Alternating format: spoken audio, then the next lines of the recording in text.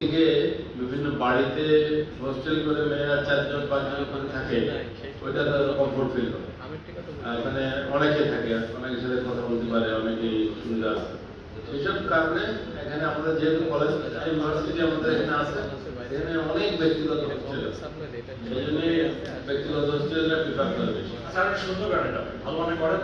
রবিবার জেলা প্রশাসকের কার্যালয়ে জেলা উন্নয়ন সমন্বয় কমিটির মাসিক সভা অনুষ্ঠিত হয়েছে। সভায় সভাপতিত্ব করেন যশোরের জেলা প্রশাসক জনাব মোহাম্মদ আশিক হাসান। ডেস্ক রিপোর্ট, দৈনিক যশোর। তো নিরাপত্তা বিষয়টা অবশ্যই একটু ইম্পর্টেন্ট থাকে। এখানে নিরাপত্তা আমরা অনেক সংস্থা এবং বাহিনী কাজ করছি, তার মধ্যে আসলে বাংলাদেশ পুলিশ যে কাজটি করে, টেরিটরি সিকিউরিটিটা দিয়ে আমরা এক্সেস কন্ট্রোল করি, ট্রাফিকের বিষয়গুলো নিয়ন্ত্রণ করি আমরা। এর বাইরে এসপিডি হিসেবে আমরা সিকিউরিটি পাস ইস্যু করি, আপনারা জানেন।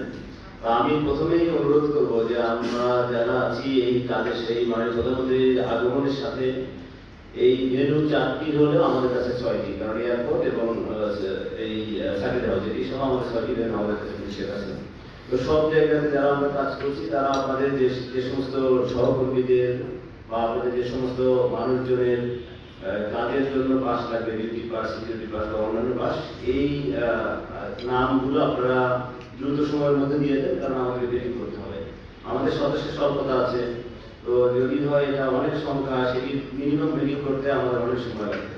এই জন্য আপনাদের কাছে আমার বিনীত অনুরোধ যে আপনারা একটু দ্রুত সময় দিয়ে দিলে আমরা এই কাজটি করব। তারপর আবার এই যে সিকিউরিটি পাসের জন্য যে কাগজটা আমরা ব্যবহার করি, সেটি এই যশোরে পাওয়া যায় না। কথা হয়েছে এবং এটা তারা অ্যাপ্রুভ করে দিচ্ছেন। আমরা আজকালকে মধ্যে পাঠাবো, আজকে এটা পাঠাবো আমি ডিজাইনটা। ডিজাইনটা একটু কারেকশন হয়েছে, কিন্তু ওটা করে ওইটা জাস্ট প্রথমেই নাম করে উন্মোচন করবেন। যেখানে আছে নাম করে ওখানে থাকবে, ঠিক নামগুলোকে বাম পাশে আমরা যেখানে বসিয়ে দিলে লিখে ওই জায়গাতে ব্রিফিং বোর্ড হবে, সচিব থাকবে।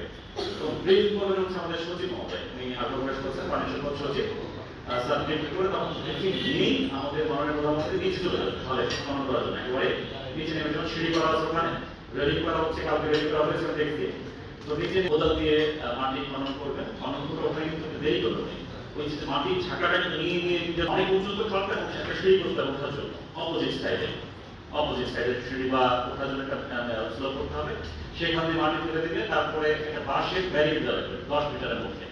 অনেকে আসবে, অনেক ব্যক্তিরা আসবে, বিভিন্ন জেলা থেকে আসবে, নদীর মধ্যেই আসবে, কিন্তু আমরা একটা 10 মিটার রেড জোন করে দেবো, এটা আমাদের করতে হবে।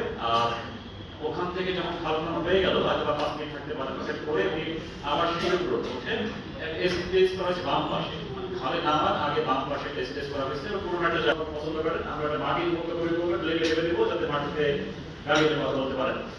পেছনে একটা ব্যাকড্রপ থাকবে।